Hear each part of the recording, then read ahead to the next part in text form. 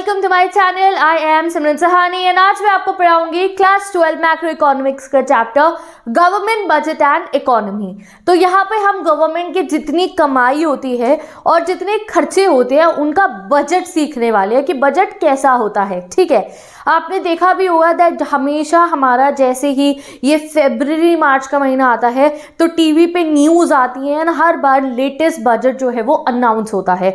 तो उस बजट के बारे में आप जानोगे कि वो बजट कैसा होता है और बजट में क्या क्या एलिमेंट्स होते हैं।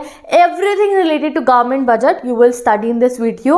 और कौन से गवर्नमेंट का बजट हम पढ़ने वाले हैं? हम यूनियन गवर्नमेंट, जो हमारी सेंट्रल गवर्नमेंट होती है ना, उसका बजट पढ़ेंगे। देखो, बजट तो हर कोई बनाता है, हम लोग अपने घर में भी बजट बनाते हैं। महीने से पहले कहीं ना कहीं अंदाज़ा लिख लेती है ना मम्मी कि हाँ इतना खर्चा है होता है हम लोगों का डेली बेसिस पे, और इतना ये कुछ फिक्स्ड खर्चे है, एक्स्ट्रा वाले ये ज़्यादा वाले खर्चे होते हैं, इतनी कमाई है हम लोगों की, ऐसे मम्मा लिख लेती है। ठीक है, कि इतना खर्चा, ट्यूशन की फीस हो गई, ये घर का राशन का हो गया, बिजली का, ऐसे हम लिख के रखते हैं। ठीक है, तो बजट तो हर चीज़ का बनता है। आज आप देखोगे जो गवर्नमेंट, सेंट्रल गवर्नमेंट का जो बजट होता है उसमें क्या क्या एलिमेंट्स होते हैं। सिंपल, ठीक है, कुछ कॉम्प्लिकेट मत करो। आपको पता है बजट में क्या होता है, कमाई लिखते हैं हम। हमारे घर में अपने तुम सोचो कि बजट बना रहे हैं तो भाई पापा जो है, मम्मी, हमारे घर में जो भी फैमिली अर्निंग मेंबर्स हैं उनकी अर्निंग कितनी है, ये सोचो कि इतनी कमाई आएगी घर में, इतने इतने खर्चे हैं। खर्चों को डिवाइड कर देते हो, रोज़मर्रा के खर्चे, चिप्स का, टॉफ़ी का, चॉकलेट का, राशन का। कोई बड़े खर्चे होते हैं जैसे बच्चे की कोई जो है आपने, या फिर कोई आपने गाड़ी वाड़ी लिया उसकी जानी हो आपका, ठीक है, तो वो कुछ बड़े खर्चे लेके जाते हैं, कुछ छोटे खर्चे लेके जाते हैं। तो ये सारा खर्चा लिखना, कमाइयाँ लिखना, यही हमारे बजट में हमें मेंशन करना होता है। तो सबसे पहले जानते हैं हम अपने बजट की डेफिनेशन, यानी कि गवर्नमेंट बजट की डेफिनेशन। तो गवर्नमेंट बजट क्या होता है? It is an annual statement of estimated मतलब अंदाजा लगाया, पक्का थोड़ी पता होता है बजट बनाने से पहले। बजट तो एक साल पहले ही बन जाता है ना, तो एस्टिमेटेड होती है, अंदाजन लिखते हैं हम। तो बजट क्या होता है?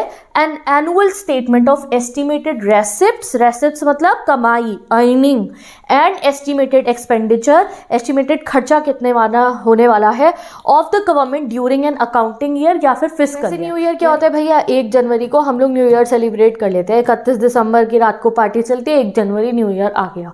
बट अकाउंट्स में अकाउंटिंग ईयर मानो आप, फिस्कल ईयर कहो, तो इकोनॉमिक्स का न्यू ईयर कब होता है? वो चलता है 1 अप्रैल को शुरू हो जाता है and ends on 31 March of that year. ठीक है, तो अभी हम लोगों का न्यू ईयर कब शुरू होगा? 1 अप्रैल 2024 से। इकोनॉमिक्स का न्यू ईयर शुरू होगा 1 अप्रैल 2024 से और चलेगा कब तक? 31 मार्च 2024 तक। तो ये वाला फिस्कल ईयर है। इस अब की बार का फिस्कल ईयर शुरू कब होगा? 1 अप्रैल 2024 को, खत्म कब होगा? 31 मार्च 2024 को। तो इसको ये क्या कहते हैं मेरी लैंग्वेज में? इकोनॉमिक्स अपना न्यू ईयर 1 अप्रैल से बनाती है, हम 1 जनवरी को मना लेते हैं, बट यहाँ पे 1 अप्रैल से बनता है। अब द टर्म बजट, कुछ और बातें बजट से रिलेटेड याद रख लो, has been derive from the French word bougette. ठीक है, ये एक फ्रेंच वर्ड से बना है बजट वर्ड, बुगे। बुगे मतलब होता है स्मॉल बैग, छोटा सा बैग हो गया। And a government budget is an annual statement है ये एस्टिमेटेड रेसिप्ट्स की, एक्सपेंडिचर की of the government during a financial year. In India the fiscal year starts on 1 April and ends on 31 मार्च। तो ये आप समझ गए। ठीक है, तो ये जो ग्रीक वर्ड्स है ना, जैसे मैक्रोज, लार्ज से हुआ है, ये आपको एमसीक्यूज में आ सकते हैं, मैं इसलिए बता रही हूँ। ठीक है, अब हम पढ़ेंगे गाइस अपने कॉम्पोनेंट्स ऑफ बजट। ठीक है, बट हाँ, कॉम्पोनेंट्स ऑफ बजट पढ़ने से पहले हम बजट के ऑब्जेक्टिव्स पढ़ लेते हैं कि बजट एक्चुअली में बनाया क्यों जाता है, क्या ज़रूरत है बजट बनाने की। तो इसको घर से लेके देखो, घर पे मम्मा बजट क्यों बनाती है बजट? जिससे घर का खर्चा ठीक से हो जाए, ठीक है, कुछ सेविंग्स भी हो जाए, ठीक है, एक एंड मोमेंट पे कुछ ऐसा ना हो कि पैसों की बहुत ज़रूरत पड़ जाए, कोई प्रॉब्लम हो जाए, नहीं, पहले से ही सब कुछ मैनेज करने के रखने के लिए और जो है सेविंग्स करने के लिए घर पे बजट बना लेते हैं हम। वैसे ही गवर्नमेंट भी जब बजट बनाती है तो गवर्नमेंट का भी बजट बनाने का काफ़ी सारे उद्देश्य होते हैं, that is known as objectives in English. तो हम जानते हैं गवर्नमेंट के ऑब्जेक्टिव्स क्या है। ठीक है, तो पहला ऑब्जेक्टिव होता है गवर्नमेंट के बजट बनने का, रीअलोकेशन ऑफ रिसोर्सेज। तो ये मैं आपको शॉर्ट में समझा रही हूँ, जो ये डिटेल डेफिनेशन टाइप है इसकी, उसके नोट्स की, किसी भी चीज़ के नोट्स की कोई टेंशन मत लीजिए। जैसे मैंने आपको बताया है, ये जितने भी नोट्स से मैं आपको पढ़ा रही हूँ उनका मैंने पीडीएफ बना दिया है एंड प्रॉपर आपकी मैक्रो इकोनॉमिक्स की जो बुकलेट बनेगी उसकी वो आप डाउनलोड कर सकते हो। डिस्क्रिप्शन बॉक्स में दिए गए लिंक से इंस्टाग्राम आईडी लिंक मैंने, वहाँ पे जाके मुझे फॉलो कर सकते हो। I will send you the booklet also, और अदरवाइज लिंक भी गिवन है, वहाँ से भी आप डाउनलोड कर सकते हो। कोई क्वेरीज हो तो यू कैन आस्क। तो पहला काम होता है गवर्नमेंट का रीअलोकेशन ऑफ रिसोर्सेज। रीअलोकेशन ऑफ रिसोर्सेज मतलब गवर्नमेंट की जिम्मेवारी है कि वो रिसोर्सेज को उन जगह पे डाइवर्ट डाइवर्ट करे जहाँ से ज़्यादा फायदा हो, ठीक है, उन जगह पे डाइवर्ट करे जहाँ बहुत अच्छा खासा फायदा हो, जहाँ बहुत बढ़िया जो है रिजल्ट मिले, जिससे कंट्री का डेवलपमेंट हो, ठीक है। To encourage investment government give taxes and concession and subsidies etcetera to the producer. जैसे गवर्नमेंट चाहती है, गवर्नमेंट को हमारी कंट्री का अगर डेवलपमेंट करना है तो हम क्या कहते हैं, कंट्री में इंडस्ट्रीज लगनी चाहिए। तो कई बार गवर्नमेंट क्या करती है, इंडस्ट्रीज को टैक्सेस में कंसेशन देती है, यानी कि टैक्स घटा के कुछ देगी, ठीक है, आप ये करो आप वो करो, सब्सिडीज देगी, जिससे हमारी कंट्री का इंडस्ट्रियल सेक्टर ग्रो हो। एग्रीकल्चर हम चाहते हैं बढ़िया हो, हमारी कंट्री का डेवलपमेंट तभी तो होगी, तो एग्रीकल्चर में सीड्स के ऊपर सब्सिडी देनी शुरू कर दी। तो ये गवर्नमेंट की जिम्मेवारी है, वो अपने बजट में लिख लेगी अब की बार सीड्स पे सब्सिडी इतनी देनी है, इलेक्ट्रिसिटी पे इतनी दे रही है इंडस्ट्री वालों को, जिससे उनको डेवलप कर पाए वो, ठीक है। गवर्नमेंट जो है साथ ही के साथ में डिस्करेज करती है प्रोडक्शन ऑफ हार्मफुल गुड। अब रियलोकेशन में ये भी आता है, जो गुड गवर्नमेंट नहीं चाहती, गवर्नमेंट चाहती है कि भैया ये जो है समाज की सही प्रोडक्ट नहीं है, ये ज़्यादा लोगों को यूज़ नहीं करना चाहिए, तो गवर्नमेंट बहुत टैक्टिक से चलती है, वो चीज़ें जो हमारी हेल्थ के लिए अच्छी नहीं होती उन पर बहुत ज़्यादा टैक्स लगा देती है, और जो चीज़ें हमारी हेल्थ के लिए अच्छी हैं उन पर सब्सिडीज़ देती है। जैसे सिगरेट हो गया, अल्कोहल हो गया, वो इतना महंगा क्यों मिलता है, वो अपनी एक्चुअल वैल्यू से बहुत महंगा मिलता है, क्योंकि गवर्नमेंट उस पर टैक्स लगाती है भर भर के। क्यों लगाती है, सो दैट महंगा होगा तो हम उसे थोड़ा कम कंज्यूम करेंगे, ज़्यादा लोग उसे ऐसे ज़्यादा नहीं खरीद पाएंगे, तो इसलिए गवर्नमेंट हार्मफुल चीज़ों के ऊपर जो है हैवी टैक्स लगाती है, और नीडफुल गुड्स जैसे कि खादी के प्रोडक्ट्स हो गए, वहाँ पे गवर्नमेंट जो है सब्सिडीज देती है, ठीक है। इनफैक्ट जो है गवर्नमेंट हमेशा उन जगहों पे भी जाकर काम करती है जहाँ प्राइवेट सेक्टर का जो है मन ना हो। प्राइवेट सेक्टर तो हमेशा अपना प्रॉफिट दिखता है, इंडस्ट्री प्राइवेट इंडस्ट्रियलिस्ट तभी लगाएगा जब प्रॉफिट दिख रहा है, बट काफ़ी सारे एरियाज ऐसे होते हैं जहाँ प्रॉफिट नहीं होगा बट समाज के लिए करना ज़रूरी है, तो वो काम गवर्नमेंट करती है। इकोनॉमिक इक्वालिटी के लिए, इकोनॉमिक इक्वालिटी अमीरी गरीबी का जो फ़र्क होता है ना, उसको कम करने के लिए भी गवर्नमेंट बजट बनाती है, क्योंकि बजट बनाने के बाद गवर्नमेंट फिर अलग अलग पैतरे आजमाती है। जैसे इकोनॉमिक इक्वालिटी लाने के लिए गवर्नमेंट क्या करती है, अमीरों के ऊपर, जो लोग अमीर होते हैं उनसे बहुत टैक्स वसूल करती है, और फिर ये नहीं कि यार गलत करे गवर्नमेंट, नहीं, वो टैक्स वसूल करके गवर्नमेंट फिर गरीबों को सब्सिडीज देती है। तो एक इक्वालिटी बनाने के लिए कंट्री के अंदर गवर्नमेंट क्या करती है, इट लीव्स हैवी टैक्सेस या it imposes heavy taxes on rich, और जो है पुअर पीपल को फिर क्या करवाती है, सब्सिडीज प्रोवाइड कराती है, ठीक है। इस चीज़ को redistribution of income and wealth भी बोला जाता है, कि ऐसा ना अमीर की तो जेबें भरी जा रही है और गरीब बेचारा एक वक्त की रोटी भी ना खा पाए। तो इकोनॉमिक इक्वालिटी लाने के लिए गवर्नमेंट का बजट बनाया जाता है। इकोनॉमिक स्टेबिलिटी लाने के लिए भी गवर्नमेंट के बजट होता है, और अलग अलग टैक्टिक्स होते हैं गवर्नमेंट के बाद स्टेबिलिटी लाने के, क्योंकि कई बार क्या होता है, बहुत इन्फ्लेशन हो गई, बहुत महंगाई बढ़ जाए, कभी हो बहुत ज़्यादा अनएम्प्लॉयमेंट हो जाए, कभी ऐसा हो बहुत ही ज़्यादा प्राइसेस कम हो जाए, इन्फ्लेशन महंगाई हो जाए, कभी बहुत प्राइसेस कम हो जाए किसी चीज़ की डिमांड बहुत बढ़ जाए, किसी चीज़ की डिमांड बहुत घट जाए। तो ये जो इंस्टेबिलिटी मार्केट में क्रिएट ना हो, इकोनॉमिक स्टेबिलिटी लाने के लिए भी हमारा बजट बनता है। नेक्स्ट, बजट बनाने का क्या है, इकोनॉमिक ग्रोथ हो। बजट क्यों बनाया जा रहा है, जैसे कंट्री में ग्रोथ आए, बजट जब बनता है तो हम खर्चे लिखते हैं साइड में, उस खर्चे में कोई एक ऐसा खर्चा भी लिखती है हमारी गवर्नमेंट कि भाई यहाँ पे हाईवे बनाना शुरू कराएंगे, जिससे कंट्री में ग्रोथ आए, कंट्री में डेवलपमेंट आए, ठीक है। Next, management of public sector enterprises. Now what are public sector enterprises, हमने बचपन में पढ़ी है, गवर्नमेंट की पब्लिक सेक्टर एंटरप्राइज होती है काफ़ी सारी, तो अभी हमारी गवर्नमेंट ने बेची भी है। जैसे अगर मैं बात करूँ तो BHEL जो BHEL है, वो गवर्नमेंट की जो है एंटरप्राइजेज है। तो गवर्नमेंट अपनी जो इंडस्ट्रीज गवर्नमेंट की खुद की होती है ना, वो होती है पब्लिक सेक्टर एंटरप्राइजेस। लिस्ट देखो पब्लिक सेक्टर एंटरप्राइजेस की, तो इनको मैनेज करना होता है गवर्नमेंट को। अब गवर्नमेंट क्या करती है, कई बार इन्हें बेच देती है, पैसों की ज़रूरत होती है तो, और कभी कभी खरीद भी लेती है। जैसे गवर्नमेंट ने काफ़ी सारी डिसइन्वेस्टमेंट करी थी, अपनी एंटरप्राइजेस बेची थी हाल ही में। तो ये काम है गवर्नमेंट का कि भाई हमारे कंट्री के अंदर क्या हो, इकोनॉमिक ग्रोथ हो, ठीक है, स्टेबिलिटी आए, और रियलोकेट करती है रिसोर्सेज उन जगहों में जहाँ पे जो है वो लोग ना जा रहे हो प्राइवेट सेक्टर वाले, जहाँ पे प्रॉफिट नहीं भी होता वहाँ भी गवर्नमेंट का काम है कि वो जाके वहाँ पे काम करेगी। ये सिंपल गवर्नमेंट के ऑब्जेक्टिव्स है, ठीक है। ये 4-5 तरीके से लिखे हुए मैंने समझा दिए तुम्हारे को सारे के सारे, ठीक है जी। अब आते हैं हम अपने कंपोनेंट्स ऑफ गवर्नमेंट बजट पे, मोस्ट इंपॉर्टेंट टॉपिक आपके इस चैप्टर का। और इसको देखो मैंने खुद से टैब पे बनाया पूरा का पूरा लिख के, और वो फोटो ही लगा दिया, इससे बहुत आसानी हो जाएगी आपको समझने पे, ठीक है। मैं अभी बोर्ड पे सारा लिख दिया, आप रीड करो इसे आप, ठीक है, और समझ जाओगे। गवर्नमेंट बजट के 2 कंपोनेंट्स होते हैं भाई। बजट में क्या होता है, मैंने क्या कहा है, गवर्नमेंट बजट के 2 कंपोनेंट्स होते हैं, TR एंड TE। TR क्या हो गया भाई, TR क्या हुआ, TR क्या हुआ, TR हो गया टोटल रेसिप। लिखते रहो ये सब कमेंट सेक्शन में, तुम बना दो एक बजट नीचे, कमेंट सेक्शन स्टार्ट करो, ये सब लिखते रहो, छोटी छोटी बातें, ये सब लर्न हो जाएंगी आपको ऐसे ही, ठीक है। तो गवर्नमेंट बजट के 2 कंपोनेंट्स होते हैं, TR एंड TE। TR क्या होता है, टोटल रिसिप्ट्स। TE क्या है, टोटल एक्सपेंडिचर। TR क्या है, टोटल कमाइयाँ क्या है, कमाइयों के जरिया क्या है, गवर्नमेंट के टोटल एक्सपेंडिचर, खर्चा कहाँ होने वाला है गवर्नमेंट का, ये गवर्नमेंट को लिखना होता है। ठीक है, समझ गए।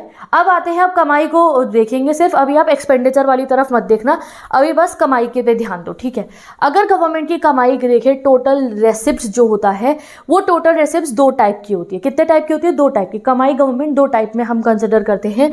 एक होता है रेवेन्यू रेसिप्ट्स, जिसको हम शॉर्ट फॉर्म में कह देते हैं RR, और एक होता है कैपिटल रिसिप्ट, जिसको हम शॉर्ट फॉर्म में कह देते हैं CR, कैपिटल रिसिप्ट। ठीक है, अब ये RR की स्पेशलिटी क्या है और CR की क्या है, ये आपको लर्न करनी होगी। तो जो RR है, रेवेन्यू आ रहा है, रेवेन्यू। ठीक है, रेसिप्ट कमाई, रेवेन्यू की कमाई है ये। ठीक है, तो नीदर इंक्रीजेस लाइबिलिटी, ये कोई लाइबिलिटी इंक्रीज नहीं करती, नॉर रिड्यूसेस एसेट, ये वो इनकम होती है गवर्नमेंट की, ये वो कमाई होती है गवर्नमेंट की जो ना ही गवर्नमेंट की कोई लाइबिलिटी मतलब बोझ सर पे। अब लाइबिलिटी गवर्नमेंट पे कब आता है, जब बाहर वो वर्ल्ड बैंक वगैरह से लोन मांग के ले आते हैं ना, सड़क बनानी है, करना है, वो करना है, उनसे लोन मांग लाते हैं बाहर के देशों से, तो इंसान के सर पे लाइबिलिटी आ जाती है, हमारी कंट्री के सर पे लाइबिलिटी आ जाती है, हमारे पे बोझ है कि भाई इतना बड़ा लोन आ गया, उसका इंटरेस्ट भी देना है, इंटरेस्ट की अमाउंट ही कई बार लोन से ज़्यादा हो जाती है। तो लाइबिलिटी मतलब क्या होता है, बोझ। बेसिकली लाइबिलिटी क्या होती है हमारी, जब हम लोन लेते हैं ना फॉरेन कंट्रीज से, वर्ल्ड बैंक से, IMF से, वो हमारा इकोनॉमिक्स में लाइबिलिटी बन जाती है। एक नॉर्मल इंसान की देखो तुम, माइक्रो में पढ़ोगे आप उस चीज़ को, सिंगल इंसान का, एक सिंगल आदमी ने क्या करा, एक ने अपना घर बनाया, तो वो घर उसका एसेट बन गया, उसने बिल्डिंग बनाई, एसेट बन गया, एसेट हो गया ना, वो तुम्हें बढ़िया है, तुम्हारे लिए बिल्डिंग हो गई तुम्हारी कैपिटल। ठीक है, और लाइबिलिटी क्या हो गई, भैया उसने बहुत सारा कर्ज ले लिया, बहुत सारा कर्ज ले लिया, कर्ज जिस प्रोडक्टिव पर्पस के लिए लिया था वो भी बढ़िया नहीं हुआ, तो बहुत लाइबिलिटी होगी। कर्जा लेना लाइबिलिटी होती है, एसेट बनाना मतलब बढ़िया से बढ़िया आप अपनी बिल्डिंग बना रहे हो मशीन, वो एसेट्स हो गए। ठीक है, तो ये RR क्या होता है, neither increases liability nor reduce assets, neither increase liability nor reduce asset. अब इनका अगर एग्जाम्पल देखोगे ना तुम ना, RR के एग्जाम्पल लर्न करो, ये लाइन लर्न करने की जरूरत ही नहीं पड़ेगी, अपने आप समझ जाओगे। RR के एग्जाम्पल लर्न करो। Revenue receipt, revenue receipt government को दो टाइप से मिलती है, एक टैक्स रेवेन्यू रिसिप्ट होती है और एक non tax revenue receipt. Tax revenue receipt जो समझो गवर्नमेंट को जो टैक्स मिलता है। अब ये टैक्स भी दो टाइप के होते हैं, direct tax and indirect tax. Direct tax में आता है सेल्स टैक्स, इनकम टैक्स, जो हमारी इनकम पे लगता है, जिसकी इनकम उस लेवल से, जैसे समझ लो जो गवर्नमेंट में जाती है, इससे ऊपर चली गई तो आपको टैक्स देना है। ठीक है, सेल्स टैक्स हो गया, डायरेक्ट टैक्स है, तो मेरी इनकम पे लगा है, मैंने बहुत कमाई करी, मेरी इनकम पे टैक्स आएगा, मुझे टैक्स पे करना पड़ेगा। ठीक है, इनडायरेक्ट टैक्स क्या होता है, जैसे GST। इनडायरेक्ट टैक्स की भी पूरी डेफिनेशन कराऊंगी, बट अभी यहाँ पे देख लो। इनडायरेक्ट टैक्स क्या होता है, जो लगा एक चीज़ पे होता है, एक प्रोडक्ट पे लगा होता है, बट प्रोड्यूसर पे करने की जगह उसे कंज्यूमर से पे कराता है। जैसे आपने खरीदा कोई, आप मान लो आपने खरीदी एक T-शर्ट, अब उस T-शर्ट पे GST लगी होगी। ठीक है, अब वो GST किसको भरनी होती है, प्रोड्यूसर को भरनी होती है, बट वो खुद नहीं भरता, वो कंज्यूमर से भरवाता है, तो ये इनडायरेक्ट टैक्स हो गया। जैसे तुम होटल्स में जाते हो खाना खाने के लिए, तो वहाँ पे भी GST लगता है, बट वो GST खुद पे नहीं करते हैं। बर्गर वर्गर देखा ना तुमने, GST लिखा होता है उस पर, तो वो पे होटल वालों को करना है, रेस्टोरेंट वालों को, वो खुद नहीं करेंगे, हमारे से कराएंगे, तो वो इनडायरेक्ट टैक्स हो गया। तो डायरेक्ट टैक्स कौन सा, जिस पे लगा है वही भरेगा। इनडायरेक्ट टैक्स कौन सा, जिस पे लगा है वो नहीं भरता, किसी और से भरवाता है, कंज्यूमर से भरवाता है, तो इनडायरेक्ट टैक्स। तो इन टैक्सेस से गवर्नमेंट की रेवेन्यू रिसिप्ट बढ़ती है। तो भाई रेवेन्यू रिसिप्ट बढ़ रही है टैक्सेस से, तो क्या कोई लाइबिलिटी बनी है, नहीं भाई, पैसा आ ही रहा है, तो बोझ किस बात का होगा। इट नीदर इंक्रीजेज लाइबिलिटी और नॉर रिड्यूसेज, कोई एसेट में भी फर्क है, पैसा आ ही तो रहा है, एसेट कैसे रिड्यूस हो जाएगा, समझ गए ना। ठीक है, एक और होता है इसके नेक्स्ट, एक तो टैक्स रिसिप्ट होती है, नॉन टैक्स रिसिप्ट भी होती है। नॉन टैक्स रिसिप्ट में कमर्शियल और एडमिनिस्ट्रेटिव में डिवाइड हो जाती है ये। कमर्शियल जैसे कि पोस्टेज, गवर्नमेंट वो पोस्टेज, हमारी गवर्नमेंट का है ना पोस्टेज, वो स्टैम्प खरीदते हैं, एनवेलप लगाते हैं, भेजते हैं इधर से उधर, उसमें पैसा मिलता है। ठीक है, टोल, जितने भी बड़े बड़े टोल लगे होते हैं, आप वो फास्टैग बन गया, उनका पैसा जाता है। रेलवेज गवर्नमेंट की मोनोपोली है, वहाँ से गवर्नमेंट की बहुत कमाई होती। ठीक है, कमर्शियल। एडमिनिस्ट्रेटिव कमाई कहाँ से होती है गवर्नमेंट की? कोई जैसे पेपर निकला है, सरकारी एग्जाम है, उसका रजिस्ट्रेशन की जो फीस हो गई, उसमें बच्चों के बैठने की फीस हो गई, फाइन। तुम स्कूटी पे जा रहे हो भैया, बिना हेलमेट लगाए ट्रिपलिंग करके मौज मस्ती करते हुए पकड़ लिया पुलिस अंकल ने, फाइन लगेगा गलत काम करने का, ठीक है। एस चीट्स क्या होती है? जैसे कोई आदमी बहुत अमीर है बट कोई वारिस नहीं है, तो उसकी प्रॉपर्टी का क्या होगा? वो गवर्नमेंट को चली गई, वो एस चीट्स हो गई, सिंपल। तो रेवेन्यू रिसिप्ट्स क्या होती है? दे नीदर इंक्रीजेज लाइबिलिटी, भाई पैसा आ रहा है, लाइबिलिटी बोझ कोई बात की नहीं है, नॉर रिड्यूस एसेट, कोई एसेट भी रिड्यूस नहीं होगा। एसेट रिड्यूस हो तो मन को दुख होगा ना, हमारा एसेट चला गया। यहाँ दुख नहीं, कमाई है, मजे ही मजे, पैसे ही पैसे। क्यों? टैक्स मिलेगा, डायरेक्ट भी इनडायरेक्ट भी, नॉन टैक्स भी मिलेगा, कमर्शियल वाला भी, एडमिनिस्ट्रेटिव। आर कंप्लीट, डन, समझ गए, ओके डन। फिर आते हैं, अभी डिटेल में बहुत पढ़ाऊंगी इसी, तो शॉर्ट में पढ़ा रही हूँ, ठीक है। फिर आती है कैपिटल रिसिप्ट। कैपिटल, ये थोड़ा सा दुख देती है कैपिटल रिसिप्ट। कैपिटल रिसिप्ट आएगा, पैसा आएगा ही आएगा, इन चीज़ों के अंदर पैसा आएगा, ठीक है। ईदर इंक्रीजेज लाइबिलिटी, अब ये कैपिटल रिसिप्ट क्या करती है? ईदर इंक्रीज कर देगी लाइबिलिटी, आप पे बोझ पड़ जाएगा ज़्यादा, इंक्रीज कर देगी लाइबिलिटी, और रिड्यूस एसेट, या फिर आपका कोई एसेट रिड्यूस कर देगा। वो कैसे? इसके एग्जांपल देखो, रिकवरी ऑफ लोन, इसका एक एग्जांपल है recovery of loan. Recovery of loan मतलब क्या हुआ कि भाई सोचो, हम इंडिया वाले हैं, ठीक है, हमने जो है ना चाइना को लोन दे रखा था, कितने का? 10 लाख करोड़ का लोन दे रखा है, ठीक है। हाइपोथेटिकल एग्जांपल है, सोच लो ना क्या जा रहा है, ठीक है। हमने चाइना को 10 लाख करोड़ का लोन दे रखा है, तो भाई जब आप किसी को लोन देते हो ना, तो वो तुम्हारा कर्जदार बन जाता है और तब वो हमारा एसेट बन जाता है। तो मान लो हमारे से चाइना आया, भाई हमें पैसे दे दो, हमने भी कहा जा जी ले अपनी ज़िंदगी, हमने चाइना को 10 लाख करोड़ रुपए लोन पे दे दिए, ठीक है। तो जब चाइना को हमने लोन पे पैसे दिए, तो चाइना हमारा कर्जदार है और वो हमारा फिर ना एसेट बन जाता है। भाई ये तो हमारा कर्जदार है, हर महीने हमें इंटरेस्ट देगा, हर महीने इंटरेस्ट देगा। तो जो कर्जदार होते हैं ना, वो भी हमारे एसेट बन जाते हैं। क्यों? क्योंकि इनसे तो हमें हर महीने इंटरेस्ट मिल रहा होता है, इंटरेस्ट मिलेगा बहुत सारा। तो भाई अगर रिकवरी ऑफ लोन हो जाए, जैसे चाइना है का इंडिया, आप अपना लोन ये वापस ले लीजिए, मेरे को 10 लाख करोड़ रुपए ये रहे, और ये लो इंटरेस्ट के साथ, ये तुम्हारा रीपे कर दिया मैंने लोन, तो हमारा तो एसेट गया ना, हमारा एसेट गया, जो हर महीने का इंटरेस्ट आ रहा था भर भर के, वो नहीं आएगा। तो फिर क्या होता है? ये रिड्यूस कर दिया इसने एसेट हमारा। तो कैपिटल तो आई, कैपिटल पैसा तो आया, कैपिटल क्या पैसा तो आया ना, इतना सारा 10 लाख करोड़ रुपए, रेसिप्ट ही हुई, कमाई ही हुई है, बट एक एसेट चला गया हमारा, वो जो इंटरेस्ट आ रहा था हर महीने का, ठीक है। तो रिकवरी ऑफ लोन से क्या होता है? Reduce asset. कई बच्चे कंफ्यूज होते हैं, दीदी रिकवरी ऑफ लोन तो अच्छा है, वो एसेट भी तो था हमारा, एसेट इंटरेस्ट देने वाला, ठीक है। लोन ऑन बोरोइंग्स, ठीक है, नेक्स्ट पढ़ो आप, लोन ऑन बोरोइंग्स, ठीक है। लोन और बोरोइंग्स, लोन ले रहे, अगर अब भाई ये छोड़ दो कि तुमने लोन दिया है, तुम लोन लेने चले गए, हम गए अमेरिका के पास, जी हमें 10 लाख करोड़ रुपए दे दीजिए, हमें हाईवे बनाना है, हमें डैम बनाना है। तो अब क्या हुआ? हमारी लाइबिलिटी बढ़ गई, बोझ बढ़ गया। पैसा तो आएगा 10 लाख करोड़ रुपए, बट साथ में लाइबिलिटी भी तो आ गई कि इंटरेस्ट पे करना है अमेरिका को। तो ये कौन सी होती है कैपिटल रिसिप्ट? इधर इंक्रीजेज लाइबिलिटी, या तो बोझ बढ़ा देंगी या एसेट रिड्यूस कर देंगी। जैसे रिकवरी ऑफ लोन या फिर बोरोइंग करना from rest of the world, ROW मतलब रेस्ट ऑफ, हम किसी भी देश से जाके लोन मांगे, बैंक से मांगे, ऑर्गेनाइजेशन से मांगे, हमारा जिम्मेवारी ही बढ़ेगी, हमारी लाइबिलिटी ही बढ़ेगी, ठीक है। Privatisation and disinvestment. प्राइवेटाइजेशन क्या होता है? हमने कोई कंपनी, प्राइवेट कंपनी जो है, उसको जो है अपनी जो कंपनी है, जैसे गवर्नमेंट के बहुत सारे पब्लिक सेक्टर अंडरटेकिंग्स है, एज आई टोल्ड यू, तो उनको बेच दिया। जैसे गवर्नमेंट ने अभी अभी करा है कुछ समय पहले, बहुत सारी अपनी प्राइवेट सेक्टर अंडरटेकिंग प्राइवेट कंपनियों को बेच दी। तो भाई जब अपनी प्राइवेट कंपनी को, तो गवर्नमेंट की एक इंडस्ट्री है, इंडस्ट्री ए है, ये हमारी गवर्नमेंट की है, गवर्नमेंट ने क्या कहा, अब मैं नहीं चलाऊंगा इसे, किसी प्राइवेट इंडिविजुअल को भेज रहा हूँ, उन्हें बेच दी गवर्नमेंट ने हमारी, तो क्या होगा? हमारा एसेट वो हो गया, एसेट कम हो गया। तो ये क्या करते हैं? या तो रिड्यूस करेंगे एसेट को या लायबिलिटी इंक्रीज करेंगे। इसमें कुछ स्मॉल सेविंग्स भी आती हैं हमारी, जो पोस्ट ऑफिस वगैरह में सेविंग अकाउंट्स नहीं बनी होती और उसमें से कुछ सेविंग स्कीम्स होती है, वो भी इसी में इंक्लूड होती है। So now you know about total receipts. Total receipt दो टाइप की, RR CR। RR क्या है? पैसा आ ही रहा है, कोई दिक्कत नहीं है, तो neither increases liability nor reduces asset. Capital receipt में थोड़ा सा दुख होता है, क्या है? ईदर इंक्रीज लाइबिलिटी, पैसा तो आ रहा है बट बोझ बढ़ जाएगा, लाइबिलिटी बढ़ जाएगी, और रिड्यूस एसेट, या ये हमारा कोई एसेट रिड्यूस करेगी। तो इनके एग्जाम्पल लर्न करो, एग्जाम्पल लर्न करोगे तो ऊपर वाला समझ में आ जाएगा, ठीक है जी। अब पढ़ते हैं रेवेन्यू एक्सपेंडिचर। समझ गए ना, वो टेबल से आप डिटेल में अभी पढ़ लेंगे। रेवेन्यू एक्सपेंडिचर और कैपिटल एक्सपेंडिचर, रेवेन्यू एक्सपेंडिचर रोजमर्रा के खर्चे तो भाई करने ही करने हैं, ये होते हैं। कैपिटल एक्सपेंडिचर वो खर्चे तो थोड़ा फ़ायदा भी कराते हैं, ये होते हैं वो खर्चे। तो रेवेन्यू एक्सपेंडिचर रोजमर्रा के खर्चे करने ही करने हैं, और कैपिटल एक्सपेंडिचर वो खर्चा होता है जो शायद आगे चल के आपको फ़ायदा देगा। तो revenue expenditure neither decreases liability nor increases asset.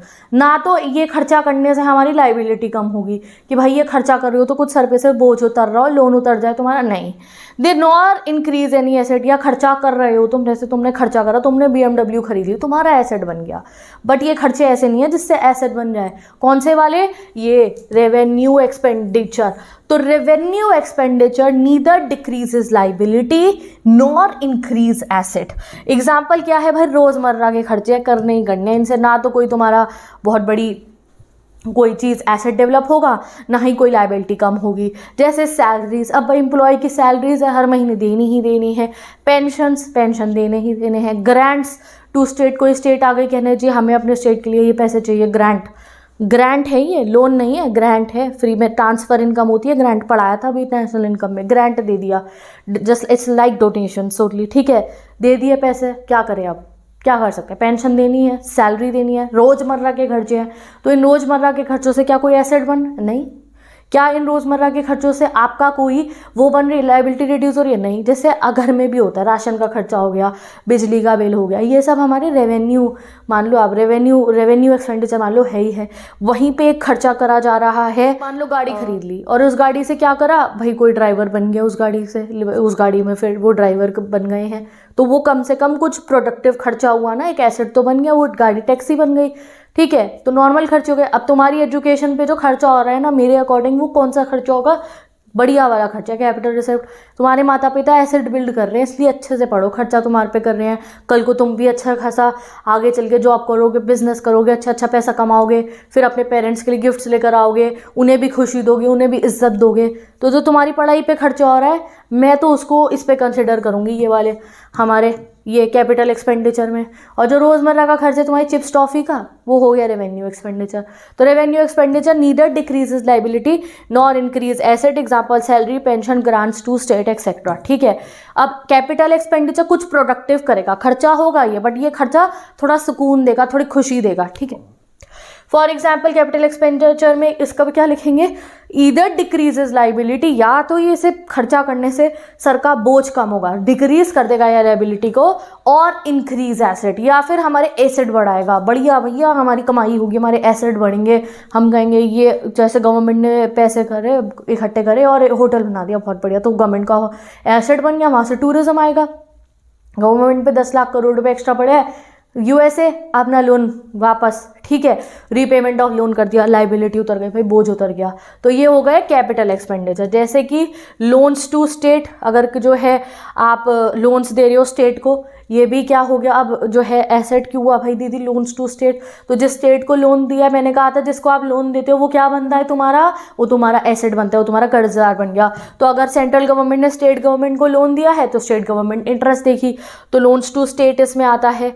Union territories को लोन देना, ठीक है, और रीपेमेंट ऑफ लोन्स भी इसी में आता है कि आपने जो है रीपेमेंट कर दी है लोन की, आपने वापस कर दिया लोन, तो इससे आपकी लाइबिलिटी डिक्रीज हो जाएगी, ठीक है। और साथ ही के साथ में आपने कंस्ट्रक्शन करा, डैम का, रोड का, बिल्डिंग का, ये सब किस में आता है? एसेट बन गया ना, डैम बन गया कंट्री का, कंट्री में हाईवे बन गया, कंट्री में स्टेडियम बन गया, नई रेलवे वो आ गई, रैपिड रेल आ गई, ये क्या है? ये एसेट है, कैपिटल एक्सपेंडिचर है ये, ठीक है जी, समझ गए आप लोग। तो गवर्नमेंट का बजट का यही है चैप्टर, यहाँ पे बस अब पढ़ना है बजट डिसबैलेंस जब होता है क्या करेंगे। तो total receipt, total expenditure, total receipt में रेवेन्यू रिसिप्ट, कैपिटल रिसिप्ट आती है, टोटल एक्सपेंडिचर में revenue expenditure, capital expenditure. Done. अब इसको थोड़ा एक बार ढंग की राइटिंग में बुकिश लैंग्वेज पे देख लेते हैं हम। ये देखो, ये बड़ा सुंदर सुंदर बुक में लिखा हुआ था, मैंने इसमें लगा दिया है। तो गवर्नमेंट बजट के 2 कंपोनेंट्स होते हैं, रेसिप्ट्स एंड एक्सपेंडिचर। रेसिप्ट्स 2 भाग में डिवाइड होती है, revenue receipt, capital receipt. Revenue receipt भी टैक्स और नॉन टैक्स होती है, टैक्स भी डायरेक्ट और इनडायरेक्ट होता है। नॉन टैक्स में fees, fines, escheats, profit, income from government property आती है, ये भी एडमिनिस्ट्रेटिव नॉन एडमिनिस्ट्रेटिव में होता है। कैपिटल रिसिप्ट्स की सोर्सेज क्या है? Borrowing, disinvestment, recovery of loan, small saving. खर्चों पे अगर हम आ जाए तो एक्सपेंडिचर में रेवेन्यू एक्सपेंडिचर है जो रोजमर्रा का salary, pension, grants to state, और कैपिटल एक्सपेंडिचर में loan to government, UTs, construction of school, hospitals etcetera, ठीक है। समझ में आ रहा है बहुत बढ़िया से? ये देखो ये और बढ़ गया है, ये देखो यहाँ पे ना ये वाले, ये आपके स्टडी मटेरियल में से मैंने स्क्रीनशॉट लिया है, देखो कितने बढ़िया से गिवन है। इस वाली फ़ोटो को मैं PDF में लगा दूंगी, PDF से अच्छे से लर्न कर लेना, इसमें बहुत आसानी हो जाएगी लर्न करने में। Revenue received which neither increases liability not decrease assets, ठीक है। टैक्स नॉन टैक्स रिसिप्ट हो गया इसमें। कैपिटल रिसिप्ट विच ईदर इंक्रीज लाइबिलिटी और decrease assets. Revenue expenditure which neither decrease liability not increase asset. Example लिख दिए, पेंशन देनी है, इंटरेस्ट पेमेंट, सैलरी, सब्सिडीज, ये सब देना ही देना है। कैपिटल एक्सपेंडिचर विच इधर डिक्रीज लाइबिलिटी और इंक्रीज एसेट, जैसे purchase and construction of building हो गई तो इंक्रीज हुआ एसेट, इसमें कॉस्ट भी लिखा है, बहुत बढ़िया ही वाला स्क्रीनशॉट, ठीक है। तो ज़रूर स्टडी मटेरियल से पढ़ना। कॉज भी लिखा है कि क्यों, जैसे हमने यहाँ लिखा, जैसे ये देखो ये इसे रीड करते हैं, loan by central government to state government, क्यों? इंक्रीज एसेट हो गया। ये देखो ये वाला पढ़ते हैं हम, privatisation and disinvestment, selling of the public sector undertaking, इससे क्या हो रहा है? एसेट डिक्रीज हो रहा है। तो ये क्या है? क्यों है, पूरा इसका कॉज भी लिखा है। अब आप ये समझ गए। अब रेवेन्यू रेसिप्ट्स क्या हुआ, रिवीजन कर लेते हैं। रेवेन्यू रेसिप्ट या neither create any liability nor reduces any asset. Types क्या है इसके? टैक्स रिसिप्ट है, टैक्स भी दो टाइप के होते हैं, टैक्स का डिफरेंस पढ़ लो एक बारी, ठीक है। बाकी तो सब हो ही गया हमारा। डायरेक्ट टैक्स होता है, direct tax refer to that tax that are imposed on property and income of individual and companies and are paid directly by them to government. या तो हमारी प्रॉपर्टी पे लगेगा, जैसे हाउस टैक्स होता है तो हमारे पापा ही तो भरते हैं वो, या फिर इनकम पे इंडिविजुअल की या किसी की कंपनी पे लगता है और वो हम लोग ही डायरेक्टली गवर्नमेंट को देते हैं। They are imposed on individual and companies. The burden of tax can not be shifted, जो बर्डन है टैक्स पे करने का वो हम शिफ्ट नहीं कर सकते। The eligibility to pay the tax and actual burden of tax lie on the same person. जिस पे लगा है, भाई मेरी इनकम पे लगा तो मैं ही पे कर दूंगी, मैं ये नहीं कि भाई तुम्हें आके कह दूँ तुम मेरा टैक्स पे कर दो, ठीक है। They directly affect the income level and purchasing power of people, ठीक है। जैसे income tax, corporate tax, interest tax, wealth tax, capital gain tax, ये डायरेक्ट टैक्स के एग्जाम्पल है। Indirect tax refers to those tax which affect income and property of individual and companies through their consumption expenditure, ठीक है। They are levied on goods and services. Indirect tax ना goods और services पे ज़्यादा होता है। The liability to pay the tax, यानी कि जो पे करने की टैक्स की लायबिलिटी होती है। Actual burden of tax lie on different person, लगेगा एक पे भरेगा दूसरा, जैसे in case of the GST में ऐसा होता है, ठीक है। Indirect taxes can be avoided by not entering into those transaction which call for such taxes. अब भाई आप इनडायरेक्ट टैक्सेस से बचना चाहते हो तो वो चीज़ें मत खरीदो जिसमें इनडायरेक्ट टैक्स लगाओ। फॉर एग्जाम्पल कंज्यूमर में save taxes by purchasing those goods which has no GST, जिस पे जीएसटी नहीं लगी वो खरीदो, जैसे यहाँ गिवन है खादी की चीज़ें खरीदो उस पर जीएसटी नहीं है। तो बचना चाहते हो बहुत ज़्यादा इनडायरेक्ट टैक्सेस से तो वहाँ जाओ जहाँ गवर्नमेंट ज़्यादा टैक्स लगाती है। तो चलो ऐसे एग्जाम्पल दे रखा है स्टडी मटेरियल का, ठीक है जी। ये देखो एक और हमारे को यहाँ पे बढ़िया सा डिफरेंस दिख रहा है। Direct tax, the burden of the tax can not be shifted. Indirect tax, burden of the tax can be shifted. Imposition lie on the same person. Imposition incidence lie on different person. Imposition मतलब और ये incidence मतलब है जो देगा, ठीक है। कौन देने वाला है ये वाला टैक्स, भरेगा कौन। इंसिडेंस मतलब भरेगा कौन, तो भरना भी उसी को है जिस पे लगा है, ये भर कोई और सकता है। इनकम पे, वेल्थ पे होता है income tax, wealth tax. Goods and services पे होता है जैसे sales tax, service tax, GST हो गया। ये प्रोग्रेसिव इन नेचर है, बार बार होगा। ये रिग्रेसिव इन नेचर है, हर साल में हर बार लगेगा ना ये आपकी इनकम पे। ये तो जब हम खरीदेंगे कोई गुड जिस पे जीएसटी उसी पे लगेगा, ठीक है जी। नॉन टैक्स रेवेन्यू था हमारा, ये दो पार्ट में डिवाइडेड था, कमर्शियल एंड एडमिनिस्ट्रेटिव। कमर्शियल में पोस्टेज, टोल, रेलवे सर्विसेज, और ये क्या आया हमारा फीस, फाइन्स, एसचीट्स। इनको रीड कर लो एक बारी। नॉन टैक्स रिसिप्ट्स जो थी इसकी डेफिनेशन देख लो। फीस क्या होती है, बहुत सारी चीज़ों पे होती है, गवर्नमेंट एग्जाम्स कराती है, पासपोर्ट की हो गई, birth and death registration certificates की। फाइन्स होते हैं, एसचीट मैंने आपको बता दिया, किसी कोई आदमी मर गया उसकी कोई लीगल एयर नहीं है, वारिस नहीं है तो, ठीक है जी। Income from public enterprises, government की बहुत पब्लिक एंटरप्राइजेस है उससे हो सकती है। कोई ग्रांट और डोनेशन अगर गवर्नमेंट को भी मिल जाए ना वो भी इसी में आता है हमारा, कि गवर्नमेंट को कोई डोनेशंस आ गई वो भी इसी में आ जाएगा, ठीक है जी। Now let's come towards the capital receipts. तो कैपिटल रिसिप्ट्स का भी आपको एग्जाम्पल पता है, रिकवरी ऑफ लोन हो जाए, ठीक है, गवर्नमेंट कुछ चीज़ बोरो कर ले, ठीक है, या फिर डिसइन्वेस्टमेंट हो जाए, ये हमारी कैपिटल रिसिप्ट्स हो गई। अब एक्सपेंडिचर का देख लो। एक्सपेंडिचर क्या है, रेवेन्यू एक्सपेंडिचर क्या है। रेवेन्यू एक्सपेंडिचर जो है उससे या तो कोई एसेट भी नहीं क्रिएट होता है, ना ही कोई लायबिलिटी रिड्यूस होती है। एग्जाम्पल क्या है, old age pension, salary, scholarship, ये है हमारी बजट के रेवेन्यू एक्सपेंडिचर, ठीक है जी। और कैपिटल एक्सपेंडिचर क्या है, या तो कोई एसेट क्रिएट कर देंगे या कोई लायबिलिटी रिड्यूस कर देंगे। For example share of the company purchase by government, government ने कोई कंपनी के शेयर खरीद लिए, एसेट बन गया। रीपेमेंट कर दी लोन्स की, एसेट बन गया, ठीक है। तो items of revenue expenditure and capital expenditure. Ways of bill government revenue expenditure है, देना ही देना है। एक्सपेंडिचर और land and building, land building खरीदी, एसेट बन गया, कैपिटल एक्सपेंडिचर है। इंटरेस्ट पेमेंट रेवेन्यू एक्सपेंडिचर है, देना ही देना है, पक्का इंटरेस्ट तो भैया। Expenditure of machinery and equipment capital expenditure है, मशीन आपका एसेट बनेगी। एक्सपेंडिचर ऑफ सब्सिडीज, ये गवर्नमेंट की जिम्मेवारी है, सब्सिडीज देनी होती है, revenue expenditure. Purchase of share, share खरीदे, एसेट बन गया, capital expenditure. Defence purchase, it's very important for our country के डिफेंस के लिए, तो वो revenue expenditure. Loans by central government to state government या स्टेट कॉर्पोरेशन, ये हमारा एसेट बिल्ड हो गया, जैसे हमने किसी को कर्जदार बनाया अपना, तो कैपिटल एक्सपेंडिचर। ये कुछ आपको डिफरेंस कैसे करने को आ सकते हैं। तो with this revenue expenditure, capital expenditure, इन सबके एग्जांपल्स कंप्लीट हो गए। अब हम जानते हैं हमारा बजट किस टाइप का होता है। तो there are 3 types of budget, balance budget, surplus budget, deficit budget.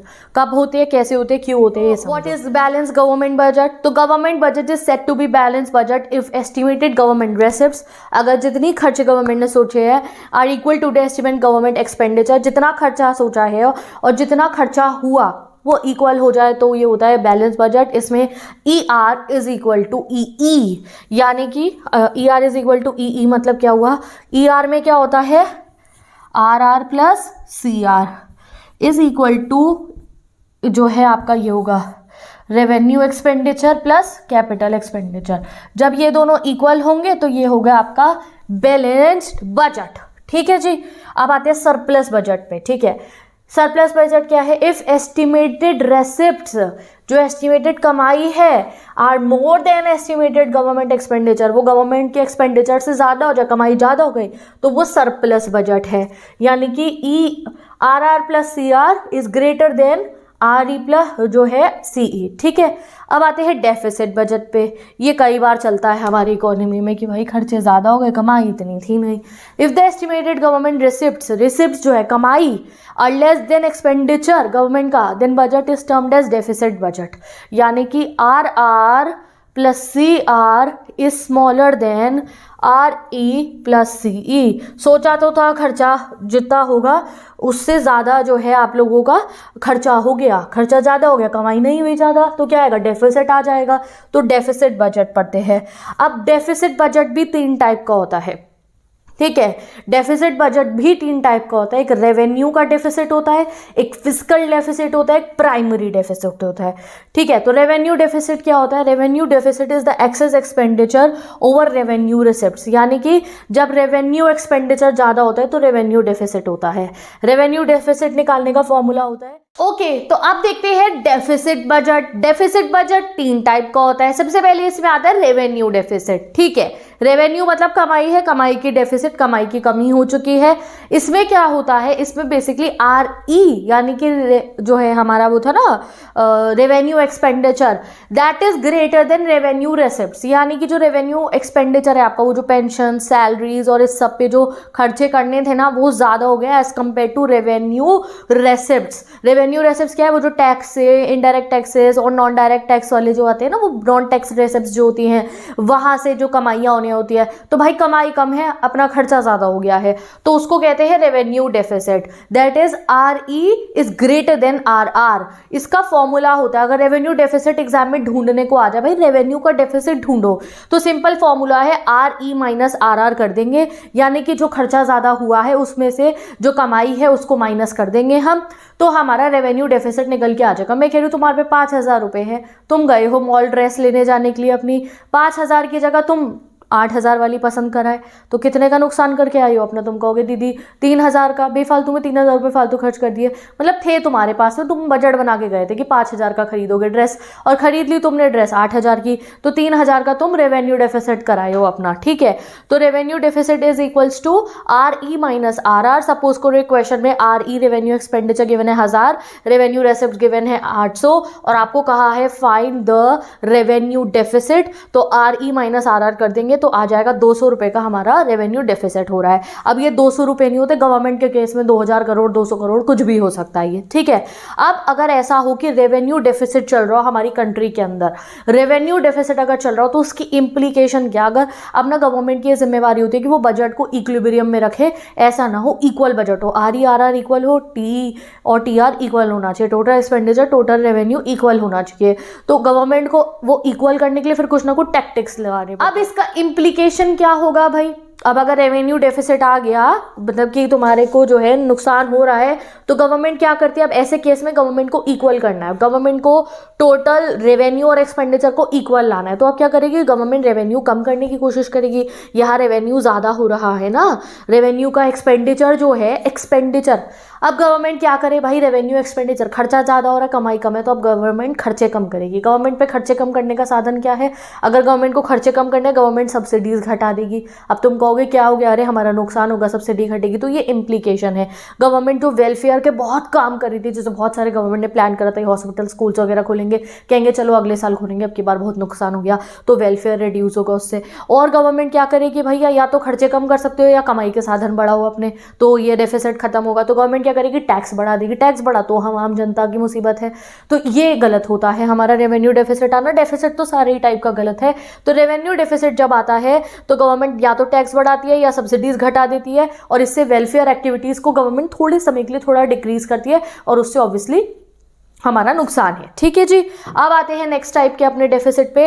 ये भाई साहब होते हैं फिजिकल डेफिसिट। अब ये फिजिकल डेफिसिट पढ़ते हुए तुम्हें मेरी कुछ बातों को मानना पड़ेगा, ठीक है। मैं तुम्हारी दीदी हूँ ना, पढ़ा रही हूँ ना मैं तुम्हारे को ऐसे जैसे तुम्हारी बड़ी बहन हूँ, ठीक है। ये कलरफुल रेनबो वाली हैंड राइटिंग बना के अपनी, तो ये वैसे ही पढ़ा रही हूँ मैं जैसे मैंने समझी है सब चीज़ें। आई वॉज 96 इन इकोनॉमिक्स, ठीक है। बहुत डर लगता था मेरे को भी, पता नहीं मार्क्स आएंगे नहीं आएंगे। आप 96 इन इकोनॉमिक्स, ठीक है। तो मेरे 96 मार्क्स आए थे इकोनॉमिक्स में, और मैं लगभग 3-4 सालों से अपनी कोचिंग में पढ़ा रही हूँ, और ऐसे ही पढ़ाती हूँ बिल्कुल ऐसे फ्रेंडली वे में, और जो है ऐसे मतलब कि तुम्हें ये ना लगे कि यार कुछ बहुत जो है कॉम्प्लिकेटेड चीज़ को हम समझ रहे हैं, ठीक है। तो क्रिस्टल क्लियर हो रहा है तो बताते रहो मुझे कॉमेंट्स में। अब बात करते हैं फिस्कल डेफिसिट की, सेकंड टाइप का। जो फिस्कल डेफिसिट होता है, आंख बंद करके सोच लो, fiscal deficit is equal to borrowing होता है। क्या होता है, fiscal deficit is equal to borrowing होता है, ये लर्न कर लो, क्योंकि कई बार ना पेपर में चीटिंग करी जाती है हमारे साथ में। एग्जामिनर क्या करते हैं, क्वेश्चन के अंदर बोलते हैं फाइंड फिस्कल डेफिसिट, और 3-4 वो दे देते हैं, टोटल रेवेन्यू दे दिया, टोटल एक्सपेंडिचर दे दिया, और बोरोइंग्स दे रखी है। और जब तुम्हें बोरोइंग दिख गई क्वेश्चन में, तो सीधा borrowing is equal to fiscal deficit. Borrowing 1000 given है तो 1000, 200 गिवन है तो 200, आंसर बनाया ना, बिना कोई फॉर्म, आंसर लिखाना बस। Fiscal deficit is equal to borrowing होता है, इस बात को याद कर लो। अगर क्वेश्चन पेपर में तुम्हें पूछा गया फिस्कल डेफिसिट, और कहीं कोने में तुम्हें दिखा हुआ है भैया बोरोइंग गिवन है इसको क्वेश्चन में, तो मतलब वो क्वेश्चन घुमा के पूछा गया है, fiscal deficit is equal to borrowing ही होता है, ठीक है। अब फिस्कल डेफिसिट जो है, अगर बोरोइंग गिवन है तो कोई फॉर्मूला मत लगाना, आ गया फिस्कल डेफिसिट। फिस्कल डेफिसिट में क्या होता है, टोटल एक्सपेंडिचर। रेवेन्यू डेफिसिट में रेवेन्यू एक्सपेंडिचर की बात होती है, खाली वो आर वाला, ठीक है। अब फिस्कल डेफिसिट में क्या होता है, टोटल एक्सपेंडिचर, यानी कि RR प्लस CR जो होता है हमारा, और RE प्लस CE जो होता है, चारों को कंसिडर करते हैं। तो फिस्कल डेफिसिट में क्या होता है, टोटल एक्सपेंडिचर, यानी कि टोटल जितना भी खर्चा हो रहा है, is greater than total revenue, यानी कि जो भी खर्चा आप कर रहे हो वो आपके रेवेन्यू से ज़्यादा है। तो इसका क्या होगा, RE प्लस CE, यानी कि जो RE है और CE है, is greater than RR plus CR। Done. अब इसका जो है फॉर्मूला कैसे बनाते हैं हम, फॉर्मूला क्या है फिस्कल डेफिसिट को फाइंड करने का। फिस्कल डेफिसिट को फाइंड करने का फॉर्मूला होता है total expenditure minus total revenue excluding borrowings and other liability. ये इसका फॉर्मूला है, guys learn this formula, I will write it once again. Fiscal deficit is total expenditure minus total revenue, और यहाँ पे ब्रैकेट में जाता है excluding borrowings and other liability, excluding borrowings and other liability. याद है ना आपको, हमने RR पढ़ा था, रेवेन्यू रेसिप्ट्स, जिसमें वो था डायरेक्ट टैक्स और इनडायरेक्ट टैक्स, और एक हमने CR पढ़ा था, कैपिटल रेसिप्ट्स, जिसमें मैंने आपको बताया था कि गवर्नमेंट ने कोई लोन ले लिया तो पैसे तो आ रहे हैं, बोरोइंग कर ली, पैसे तो आ रहे हैं, बट वो थोड़ा क्या कर रहे हैं, वो हमारी लाइबिलिटी बढ़ा रहे हैं, वो वाले हो गई है। Excluding borrowing and other liability, इसको एक्सक्लूड कर देते हैं। अब ये borrowing is equal to fiscal deficit है, हमें पता है भाई, ये पता ही तो नहीं, इसे ही तो ढूंढना है हमने, तो सिंपल चलता रहता है। सपोज करो मैं एक सिचुएशन दे रही हूँ, TE गिवन है तुम्हें 2000, ठीक है, टोटल रेवेन्यू गिवन है तुम्हारे को 1000, ठीक है, और आपको लिखा है फाइंड जो है फिस्कल डेफिसिट। कैसे ढूंढोगे? फिस्कल डेफिसिट का फॉर्मूला पता दीजिए हमारे को कैसे, क्या लगेगा हमारा, fiscal deficit is equal to total expenditure कितना गिवन है 2000, ठीक है, माइनस टोटल रेवेन्यू कितना गिवन है हमारे को 1000 हो गया, एक्सक्लूडिंग बोरोइंग, इसके कोने में ये लिखना पड़ेगा excluding borrowing and other liability, ठीक है। कितना आया? अभी आया हमारा fiscal deficit is equal to 1000 excluding borrowing and other liability. अब भैया क्या आ गया, इसका रिजल्ट क्या हुआ भाई, यही फिस्कल डेफिसिट है, क्योंकि हमें पता है लाइबिलिटी और बोरोइंग ही तो हमारा फिस्कल डेफिसिट होता है, excluding borrowing and other liability है ना। तो that means FD is equal to 1000 only, यानी कि excluding borrowing and other liability पे ध्यान ही नहीं देना है। आपका फिस्कल डेफिसिट आ गया 1000, बिकॉज ये जो excluding borrowing and other liability अगर हमने लिखा है तो यही तो फिस्कल डेफिसिट है। एक्सक्लूड कर दो उसमें से, एक्सक्लूड मतलब हटा दो, हटाओ, उसको कंसिडर मत करो, ठीक है, माइनस करना मतलब नहीं है, उसको कंसिडर मत करो। तो fiscal deficit is equal to 1000 आ गया हमारा, और यही हो गई हमारी बोरोइंग, ठीक है। बोरोइंग कितनी हो गई? 1000 ही मतलब हमारी बोरोइंग है। अगर हम इसको फॉर्मूला से देखें ना तो गाइज हमें पता है कि भाई FD इज इक्वल टू जो हो गई बोरोइंग्स हो गई, तो फिस्कल डेफिसिट आ गया आपका 1000, बोरोइंग भी 1000 है। और अगर क्वेश्चन में ऑलरेडी बोरोइंग्स गिवन होंगी तो हम ये फॉर्मूला भी नहीं लगाएंगे, डायरेक्टली लिख देंगे, ठीक है। इसका जो है इम्प्लीकेशन क्या होता है फिस्कल डेफिसिट का, बहुत खतरनाक होता है। फिस्कल डेफिसिट जब भी हो रहा है इसका इम्प्लीकेशन है कि हमने बोरोइंग्स कर लिया। फिस्कल डेफिसिट का ही मतलब ये है बोरोइंग, लोन ले लिया किसी बाहर की कंट्री से, अपने अमेरिका से 10 लाख करोड़ का लोन ले लिया, तो इसका इम्पैक्ट क्या होगा? इन्फ्लेशन, महंगाई बढ़ जाएगी, गवर्नमेंट को फिर इंटरेस्ट पे करना होगा उसके इंटरेस्ट के लिए गवर्नमेंट अलग अलग टैक्सेस लगाएगी अपने और कमाई करने के, महंगाई बढ़ जाएगी। इंक्रीज ऑन फॉरेन डिपेंडेंस, बाहर के देशों पे हमारी डिपेंडेंस बढ़ जाएगी, वो भी अच्छी बात नहीं है। बर्डन ऑन फ्यूचर जनरेशन, भाई फ्यूचर जनरेशन पे बर्डन पड़ गया। पता है पिछले कितने कितने सालों पुराने लोन हम आज तक भरते रहते हैं, तो फ्यूचर, तुमने आज जो है अपना वो खरीदा, वो आता है तुम्हारा वो जो मोबाइल आता है बढ़िया सा iPhone 15 खरीदा तुमने लोन पे, ठीक है, तो अगले 1-1.5 साल की अगर तुमने उसकी वो बंधवा लिया अपनी किस्तें तो देते रहोगे ना, बर्डन ऑन फ्यूचर टाइम आ गया आपका, ठीक है। डेफिसिट मल्टीप्लायर, डेफिसिट मल्टीप्लायर क्या हो गया? आपका जो लोन के जो इंटरेस्ट अमाउंट भी तो पे करना होता है, तो वो इंटरेस्ट अमाउंट बढ़ता रहता है, बढ़ता रहता है, बढ़ता रहता है। कभी कभी ऐसा होता है कि जैसे 10 लाख का तुमने लोन ले लिया, करोड़ों में तुमने लोन ले लिया, उतना तो उस लोन का इंटरेस्ट बन जाता है, ब्याज भी इतना बन जाता है, इतना ज़्यादा प्रिंसिपल अमाउंट से भी ज़्यादा इंटरेस्ट अमाउंट बन जाता है, इतने ज़्यादा हमें लोन लेना भारी पड़ जाता है। तो ये उसका इम्पैक्ट हो गया फिस्कल डेफिसिट का, यानी कि बोरोइंग्स का इम्पैक्ट। फिस्कल डेफिसिट मतलब ही है बोरोइंग करी है कंट्री ने। अब आते हैं लास्ट टाइप के डेफिसिट पे, जो होता है प्राइमरी डेफिसिट। ये डेफिसिट क्या होता है? ये ना प्रेजेंट डेफिसिट जानने के लिए किया जाता है कि भाई इस साल में कितना नुकसान हुआ है, इस साल में क्या कमी रही है, वो जानने के लिए, ठीक है।